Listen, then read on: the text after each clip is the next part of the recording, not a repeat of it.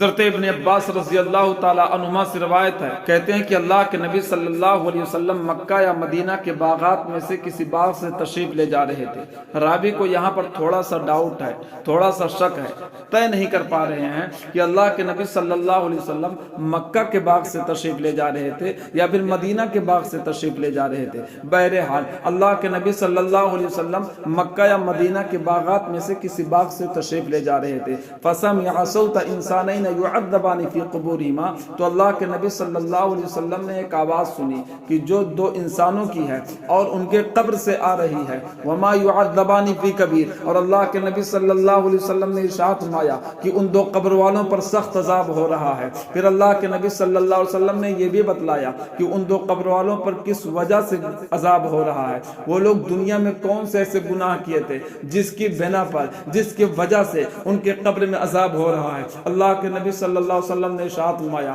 ثم قال بلاہما کان احدہما لا یستتر من بولہ، کہ ان میں سے ایک جو تھا وہ پیشاب کے چھینٹوں سے نہیں بچتا تھا، پیشاب سے نہیں بچتا تھا، پیشاب کرتا تھا تو اسے دھلتا نہیں تھا، اس وجہ سے اس کے قبر میں عذاب ہو رہا ہے۔ جس کو ہم ایک چھوٹا سا گناہ سمجھ کر کے اگنور کر جاتے ہیں اور گناہ پہ گناہ کیے جا رہے ہیں، پیشاب کر کے نہ دھلنے کی وجہ سے اس کے قبر میں عذاب ہو رہا ہے۔ تو جو لوگ پیشاب کر کے اپنے آپ کو اور اپنے کپڑے کو گیلا کر کے رات اور دن گزار دیتے ہیں، ان پر اللہ رب العالمین کا کتنا سخت عذاب ہوگا۔ پھر اللہ کے نبی صلی اللہ علیہ وسلم نے آگے ارشاد فرمایا وَكَانَ الْآخَرُ يَمْشِي بِالنَّمِيمَةِ، اور جو دوسرا تھا وہ چغلی لے کر کے چلتا تھا، وہ دوسروں کی چغلی کیا کرتا تھا۔ یہاں پر بھی غور کرنے کا مقام ہے کہ جو لوگ دن رات ایک دوسرے کی چغلی لے کر کے چلتے ہیں، ایک دوسرے کی چغلی کیا کرتے ہیں، ایک دوسرے کی غیبت کیا کرتے ہیں، چغلی کرنے کی وجہ سے بھی قبر میں عذاب ہوتا ہے۔ پھر اللہ کے نبی صلی اللہ علیہ وسلم نے ارشاد فرمایا،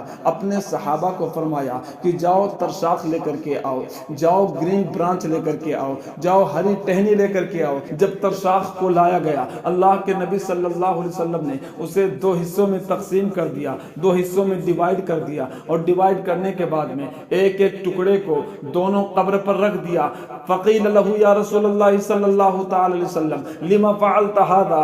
صحابہ اکرام رضوان اللہ تعالی علیہم اجمعین نے عرض کیا اے اللہ کے نبی صلی اللہ علیہ وسلم آپ نے ایسا کیوں کیا؟ اللہ کے نبی صلی اللہ علیہ وسلم نے ارشاد فرمایا لعلہ ان یخفف عنہما ما لم تیبسا، جب تک کہ یہ شاخیں تر رہیں گی ان کے عذاب میں تخفیف ہوتی رہے گی، ان کے عذاب میں کمی ہوتی رہے گی۔ اس سے کیا پتہ چلا کہ جو ہرے درخت ہوتے ہیں، جو ہری ٹہنیاں ہوتی ہیں، وہ بھی اللہ رب العالمین کی تسبیح بیان کرتی ہیں، اللہ رب العالمین کی تعریف کرتی ہیں، اللہ رب العالمین کی بزرگی بیان کرتی ہے۔